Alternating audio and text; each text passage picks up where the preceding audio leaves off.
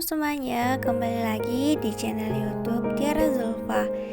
Video Tiara kali ini, Tiara akan membahas tentang apresiasi amanat pada cerpen Pelangi dalam Kenangan, karya Artie Ahmad. Jadi, dalam cerpen Pelangi dalam Kenangan merupakan salah satu cerita pendek dalam buku yang berjudul Jika Aku Mereka, bertema kenangan yang menginspirasi.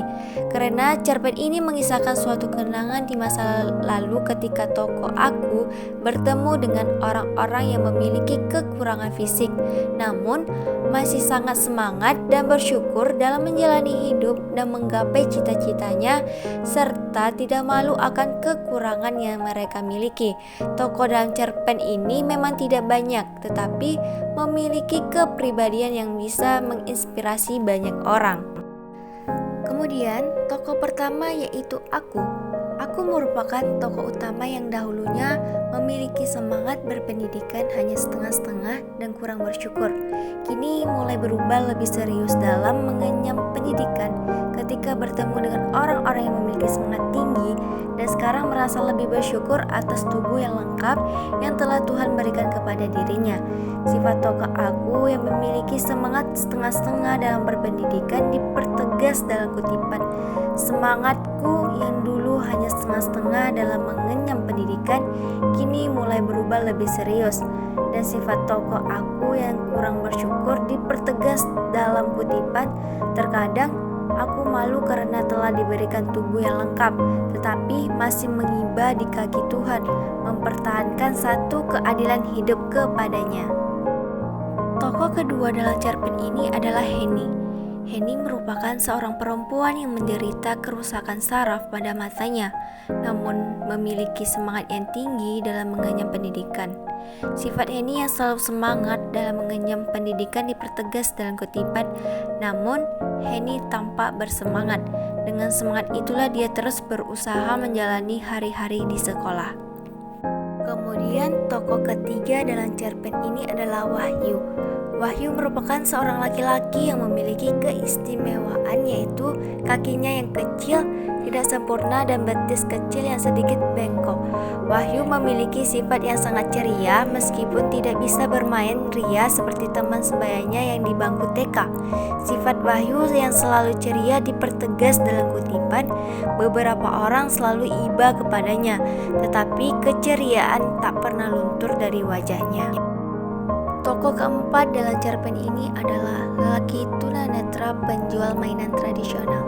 Dia adalah seorang yang juga memiliki kekurangan fisik, yaitu kehilangan kedua bola matanya. Namun dengan sifatnya yang pekerja keras, dia selalu semangat dalam berjualan mainan tradisional di pasar untuk bertahan hidup tanpa mengharapkan belas kasihan dari orang lain. Sifat pekerja keras lelaki tunanetra dalam cerpen dipertegaskan dalam kutipan, memang saya buta dan kumal, Bu, tetapi saya bisa bekerja. Maaf sekali, sering saya dikira pengemis. Sebenarnya saya tidak suka, tetapi bagaimana lagi? Orang seperti saya ini selalu disangka tak bisa apa-apa. Latar tempat dalam cerpen ini adalah di SMP salah satu sekolah menengah pertama yang ada di kota Salatiga. Di sekolah inilah tokoh aku bertemu dengan temannya bernama Henny yang menderita kerusakan saraf pada mata. Latar tempat lainnya adalah di TK, karena di taman kanak-kanak inilah tokoh aku bertemu dengan Wahyu, yaitu seseorang yang menjadi bagian memori masa kanak-kanak tokoh aku. Kemudian latar tempat terakhir yaitu di pasar tradisional di kota tokoh aku, karena di sanalah tokoh aku bertemu dengan lelaki tunanetra penjual mainan tradisional.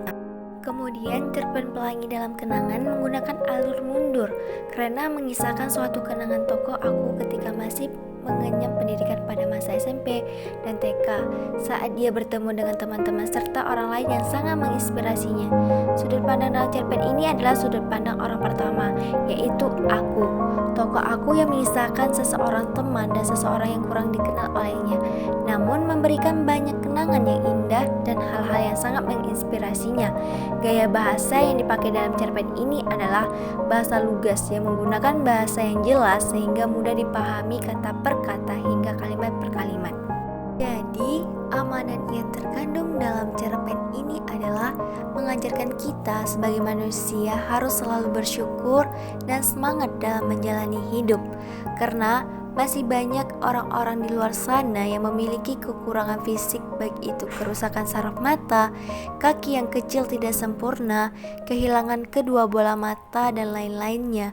Namun, masih bisa menjalani hidup dengan penuh kerja keras, bersyukur kepada Tuhan, dan semangat yang tinggi dalam menggapai impian.